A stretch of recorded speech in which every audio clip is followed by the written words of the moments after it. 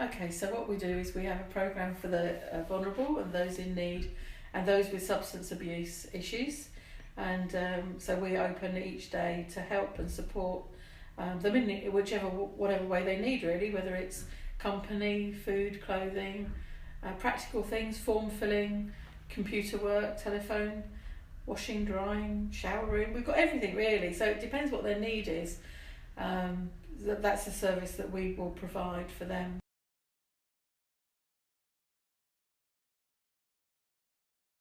Yes, I think to some degree most of our clients would have mental health issues.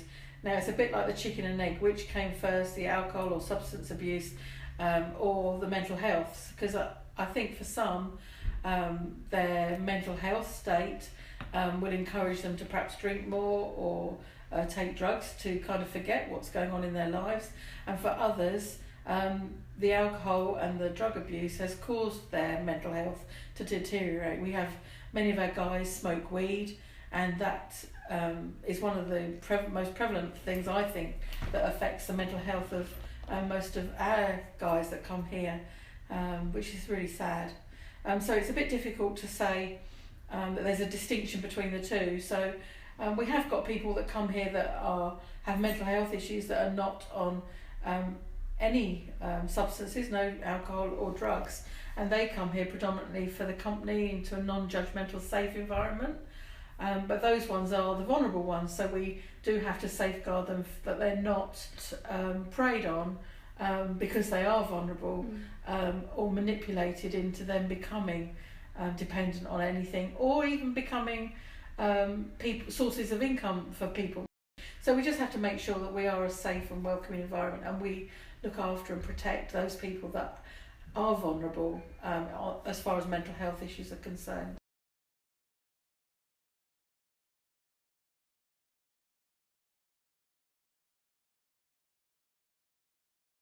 I would say so, but also I think that it's getting increasingly easier for people to come in and actually say that they've got mental health issues. By no means is it completely stigma free, but I do feel that these days people do talk now more about their mental health state. We have quite a few that suffer with depression and bipolar, and so for them perhaps we didn't find that out to start with, but because we build relationships and over a period of time we then find out that, well, actually I'm suffering with depression or anxiety and things like that.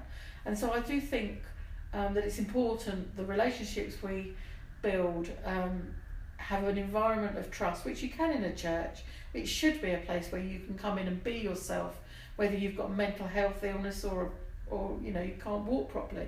Whatever your ailment, it should be accepted and treated with respect and dignity, really, and not treated any differently, because we've all got different forms of mental health, one form or another. We're all on that scale, we just might sit somewhere different to the person sitting next to us.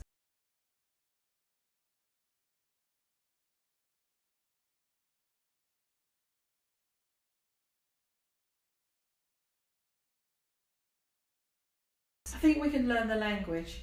I think we've recently been working with quite a few people that have autism and ADHD, and for me these are like new words that have come in the last 20 odd years, where children are being statemented at school with these kind of problems. But actually, when you're dealing with somebody with autism or ADHD, you almost need an interpreter, somebody that understands that illness, somebody that can actually talk to somebody that's got autism in a way that they can understand and not be scared of. So for instance, we've got one gentleman that's coming in at the moment, gentleman, he's in his 20s, and really for him, he can write things down, he can write reams and reams, but when you ask him a direct question, he can't cope with that. And so it's learning to give him a pad and a piece of paper and then start gently asking him questions, or getting him to write down his thoughts so that we can assess where he's at that day. I've been in church services, if we're thinking of actual services as opposed to the services that we give here on a day-to-day basis, where they'll be sitting colouring in books, listening to the sermon and things like that, because actually they process things better if they're doodling or colouring in and things like that. So I think we've got to learn this new way of making people feel comfortable in themselves. As well as dementia, things like that we see more and more in church with our older folk that come through the doors. And dementia is equally as important to look at in terms of church as it is for autism, ADHD and all the other Asperger's and all the other things we're seeing that's coming through our youth and our young people. So it's both ends of the scale really are affected by different forms of mental health that really as a church it would be good that we can just be more informed. We don't have to be specialists. We don't have to think, oh my goodness, I need a degree in psychology or anything to understand people. It's not that. It's just about reacting in care and love and compassion and just helping somebody else in their experience of church, really, just like Jesus would. It's all about relationship building and that's not a quick thing. It can't be done over a couple of coffees or whatever, but it's a long-term thing.